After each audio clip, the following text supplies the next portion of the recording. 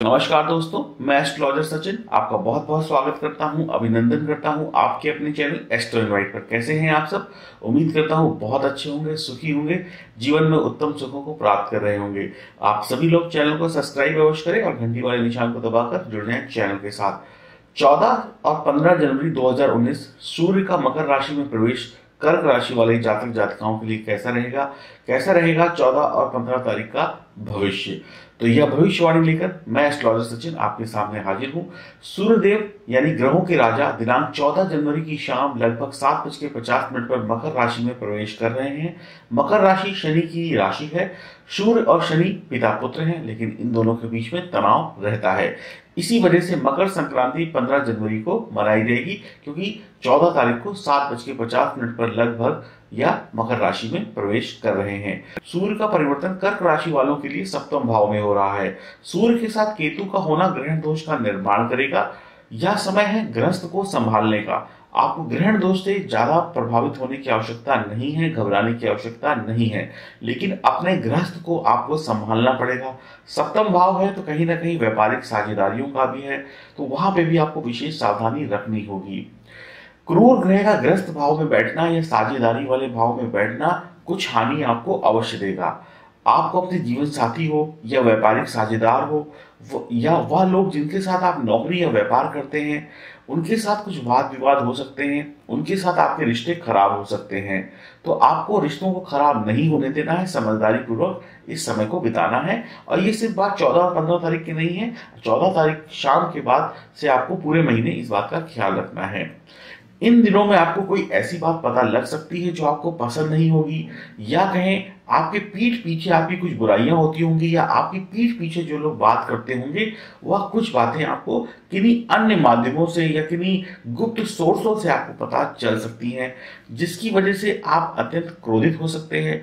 अब यही बात अगर आपके परिवार से जुड़ी हुई तो आप किसी परिवार के सदस्य के ऊपर, चाहे वह जीवन साथी हो या कोई और अन्य सदस्य हो, बहुत क्रोधित हो सकते हैं। किसी सहकर्मी से जुड़ी हुई या किसी अपने सीनियर अधिकारी से जुड़ी हुई तो वहां पर भी आप क्रोधित होकर आवेश में आकर कोई गलत शब्द बोल सकते हैं या कोई गलत फैसला ले सकते हैं। तो बड़ा संभल कर रिएक्ट करिएगा, क्योंकि उतावलापन आपको हानि करा सकता है। छात्रों को शिक्षा के माध्यम से निश्चित तौर पर लाभ होता दिखाई पड़ रहा है। विदेश जाने के लिए कोई परीक्षा देनी है, विदेश जाने के लिए कोई कंपटीशन देना है, या कोई आपने समय सीमा तय कर रखी थी विदेश जाने के लिए, या आपका कोई एग्जाम पेंडिंग रह गया था, तो आप इस समय में देकर आप अच्छा रिजल्ट पा सकते हैं। आपका आत्मविश्वास बढ़ा रहेगा। पुलिस या मिलिट्री से जुड़े व्यवसाय या नौकरी करने वालों को बहुत लाभ होगा। आप व्यापार में हैं, आप पुलिस से संबंधित वर्दियां बेचते हैं, जूते बेचते हैं, बेल्ट बेचते हैं या और सामान बेचते हैं, तो आपको लाभ होगा। यदि पुलिस या मिलिट्री में आप जा रहे हैं, वहां आप इंटरव्यू देने जा रहे हैं या रिटर्न परीक्षा देने जा रहे हैं, तो भी आपको लाभ होगा। कुछ स्थिति में लोग आपको घमंडी समझ सकते हैं। जीवन साथी के साथ, साझेदार के साथ मतभेद आपकी कार्य क्षमता पर प्रभाव डालेगा, तो उतना ही टेंशन लें, उतनी ही अपने दिमाग पर जोर डालें जितना आवश्यक हो। आर्थिक स्थिति को लेकर परेशानी उठानी पड़ सकती है। किसी बात को लेकर आप चिंतित हो सकते हैं। आपकी बुआ के साथ संबंध खराब हो सकते हैं। कर्क राशि वालों को समय बहुत ही सावधानी से बिताना चाहिए। अब केतु सप्तम भाव में बैठे हैं तो व्यापारिक साझेदारियां थोड़ी परेशानियां देंगी, क्योंकि केतु का भाव है रुकावट पैदा करना।